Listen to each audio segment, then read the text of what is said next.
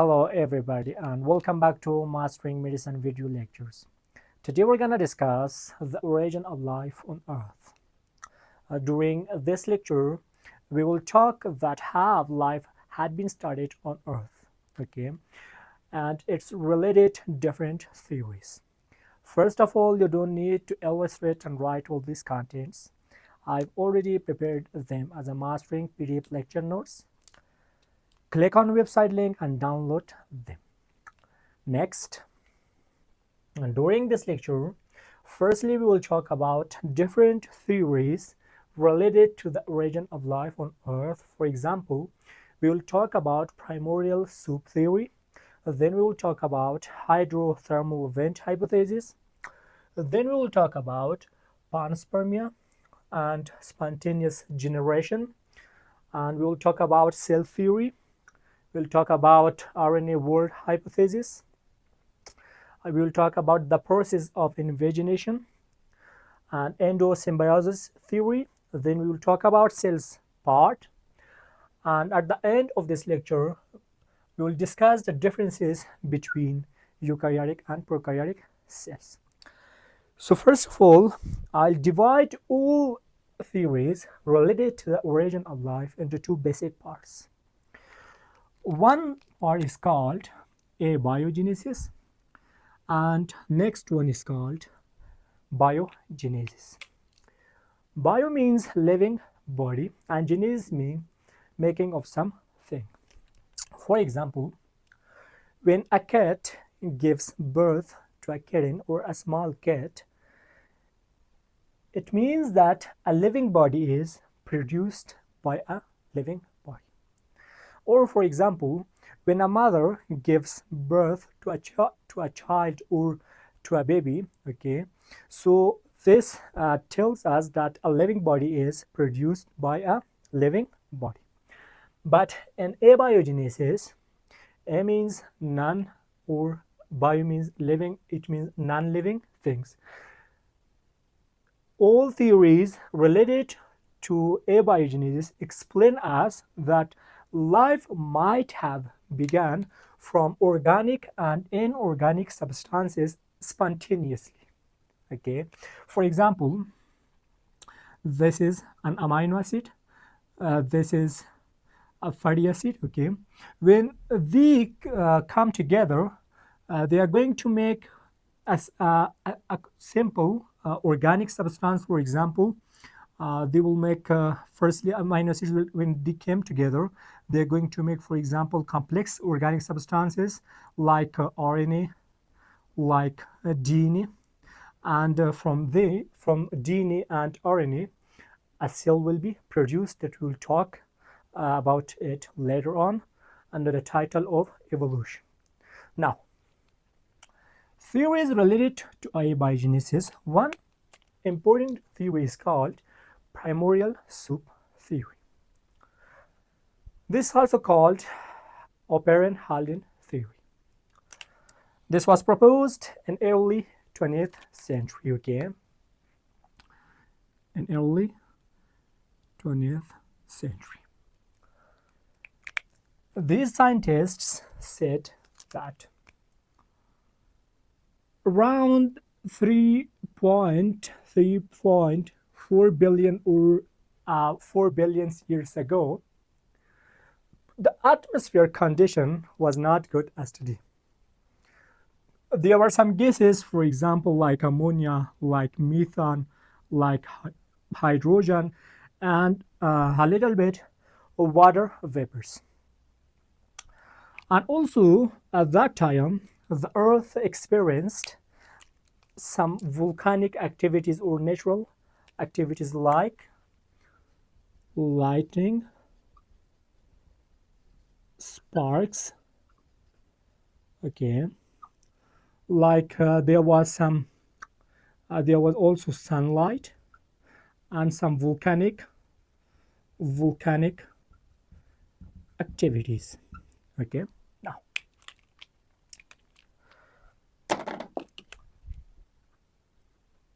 these were the source of energy for these molecules, And under influence of these sources of energy, these molecules underwent some chemical reactions, and they produced simple organic substances like amino acids, like fatty acids, and so on. And then they furthermore went under some chemical reactions, and they made furthermore complex organic substances like RNA, like DNA, and so on. And when rainfall, during rainfall, all of them washed away from the atmosphere to the Earth's surface. And on Earth's surface, all of them carried by rivers to the ocean and lakes. And in deep into the ocean and lakes, they took place, okay? And all of them came together. And they make a soup-like structure, which is called primordial soup. Under right condition, this primordial soup underwent furthermore chemical reactions, and they produced furthermore complex organic substances like RNA, like DNA, and so on. And finally, they produced very early and simple cell, which is called protocell. And furthermore, we will talk about the evolution of protocell to eukaryotic and prokaryotic cell later. Now, in mid 20th century, Master Miller and Urey, they came and they made an apparatus to support this theory or this hypothesis. When they made this apparatus, they said that this part is the ocean part, this part is the atmosphere part. For example, we have some gases here, for example, like ammonia, like CH4, like water vapors, and so on. And also they put a heat apparatus, okay, to give heat and produce heat to this area.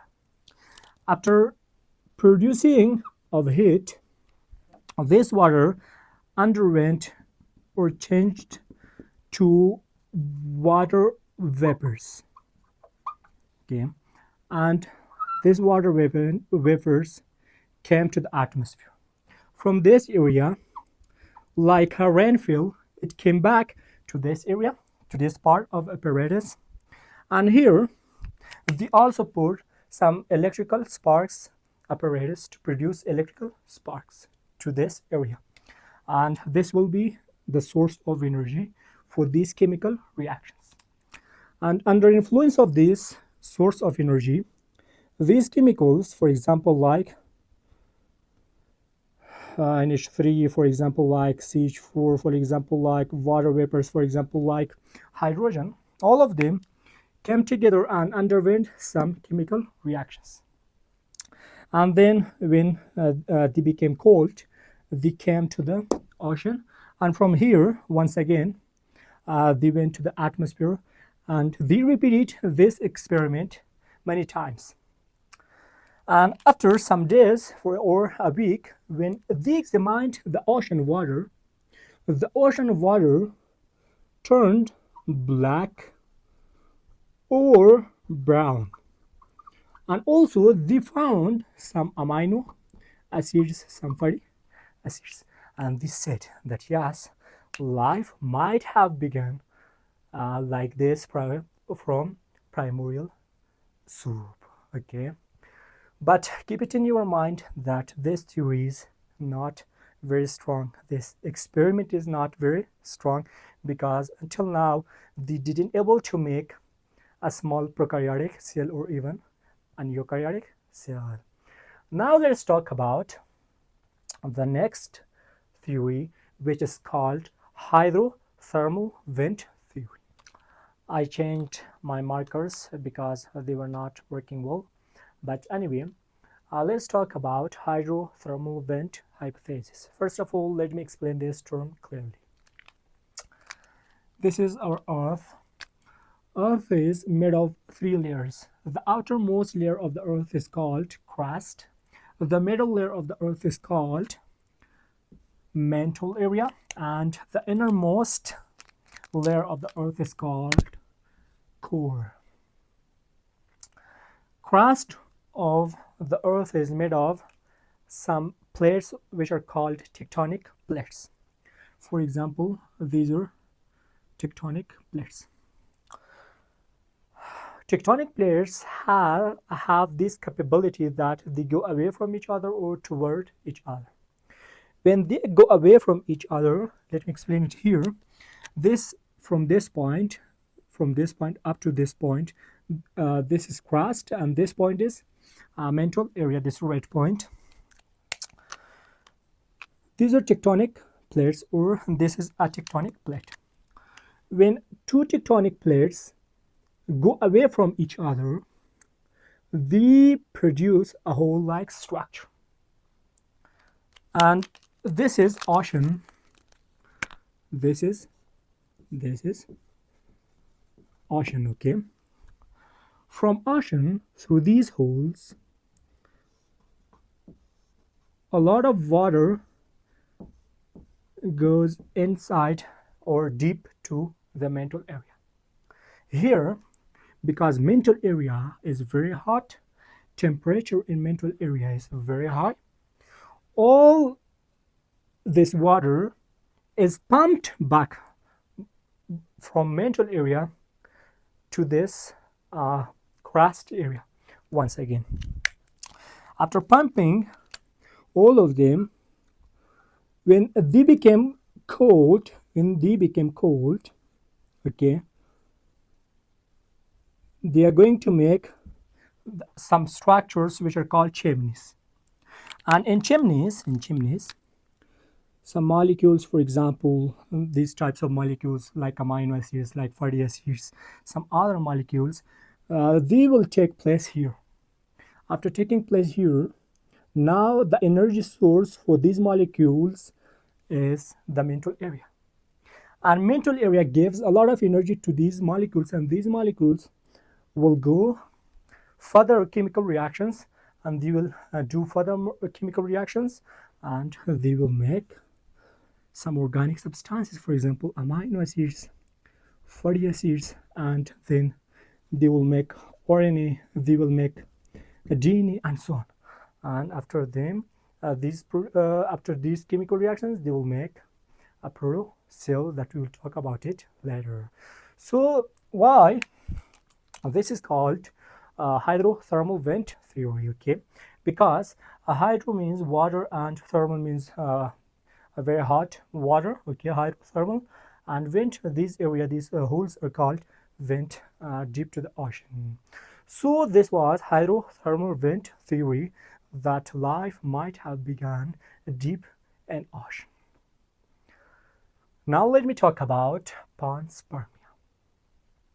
This theory explains us that life might have begun in some other planets, okay, and from these planets, by helping of meteorites, by helping of asteroids, by helping of different rocks, they had been thrown into our planet through different processes.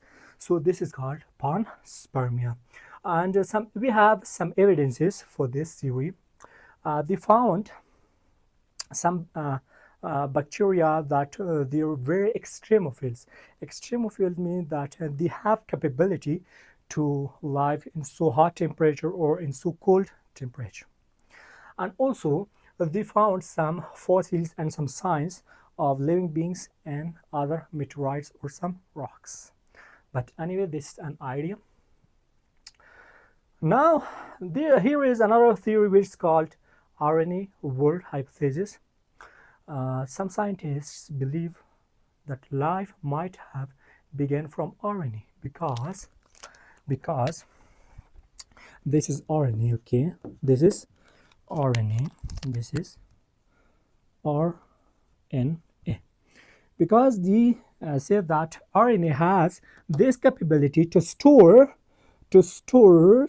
some informations within it, and also RNA has capability to transfer some information from one generation to next generation, and also RNA has a lot of enzymes within it to do a lot of chemical reactions. But anyway, this is called RNA world hypothesis. And in previous lecture, we talked about cell theory, that all living beings are produced by a previous living being. For example, when we don't have a cell, we cannot produce or make a new cell. This also easy. Let me talk about one of the most important theory, which is called spontaneous generation theory, and another theory that we will talk about it, which is called creationism. Now, first of all, let me talk about spontaneous generation theory. Thousands of years ago, a lot of scientists, Greek philosophers, and a lot of people were believed that a living being is produced spontaneously. Okay, for example, if you put a raw meat or a decayed meat, okay, in an area, after some days or after a week or after a day, you will find some maggots and some flies around the meat. And they said that these flies and these maggots are produced spontaneously from this meat. But during 17th century, Master Francisco Redi came and he disproved this spontaneous generation theory by an experiment. He did an experiment.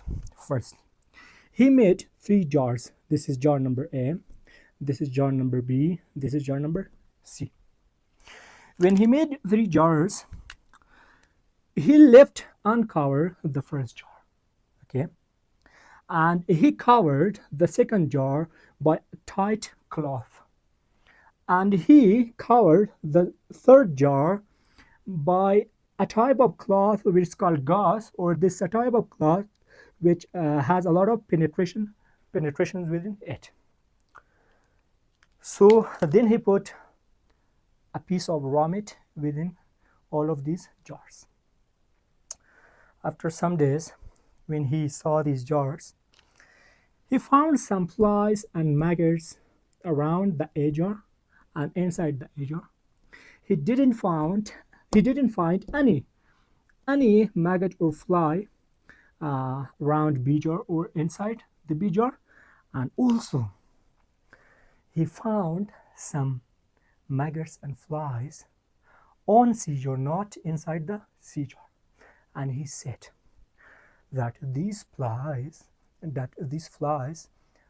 are produced by the eggs which were laid by these different types of maggots or flies. This is not due to raw meat.